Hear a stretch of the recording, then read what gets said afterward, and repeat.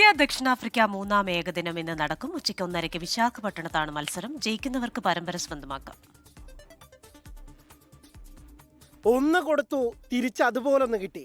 ഇനി വാങ്ങാനാവില്ല. ഇനിയൊരു തോൽവിയെങ്കിൽ ടെസ്റ്റിന് പിന്നാലെ ഏകദിന പരമ്പരയും നഷ്ടമാകും. ദക്ഷിണാഫ്രിക്കയ്ക്കെതിരെ പരമ്പര പിടിക്കാൻ വിശാഖപട്ടണത്ത് ജീവൻ മരണ പോരിനിറങ്ങുകയാണ് ടീം ഇന്ത്യ. റാഞ്ചിയിൽ 17 റൺസിന് ഇന്ത്യ ജയിച്ചപ്പോൾ റായ്പൂരിൽ 4 വിക്കറ്റിന് പ്രോട്ടീസ് പകരം വീട്ടി.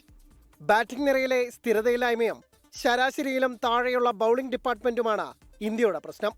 2 മത്സരങ്ങളിലും സെഞ്ചുറി അടിച്ച വിരാട് കോഹ്ലി, രോഹിത് ശർമ്മ, KL രാഹുൽ എന്നിവർ മാത്രമാണ് സ്ഥിരമായി റണ്ണടിക്കുന്നത്. കഴിഞ്ഞ കളിയിൽ കന്നി സെഞ്ചുറിയോടെ ഋതുരാജ് ഗെയ്ക്വാദും തിളങ്ങി. ജസ്പ്രീത് ബുംറയില്ലാത്ത ബൗളിംഗ് നിരയെ അടിച്ചോടിക്കുകയാണ് പ്രോട്ടീസ് ബാറ്റർമാർ. പകരം ടീമിലെടുക്കാൻ നല്ല പേസർ സ്ക്വാഡിലില്ലാത്തതിനാൽ നിതീഷ് കുമാർ റെഡ്ഡിയെ വെച്ച ഓട്ടയടക്കേണ്ടി വരും.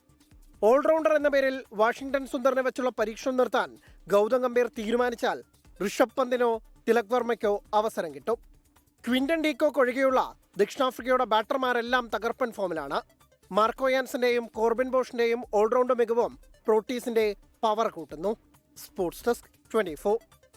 ലോകത്തെവിടെയായാലും ഏത് സമയത്തും 24 വാർത്തകളും ഓഗ്മെന്റഡ് റിയാലിറ്റി പാക്കേജുകളും എക്സ്പ്ലെയിനറുകളും വിശദമായി കാണാൻ ഞങ്ങളുടെ യൂട്യൂബ് ചാനൽ നിങ്ങൾക്ക് സബ്സ്ക്രൈബ് ചെയ്യാം.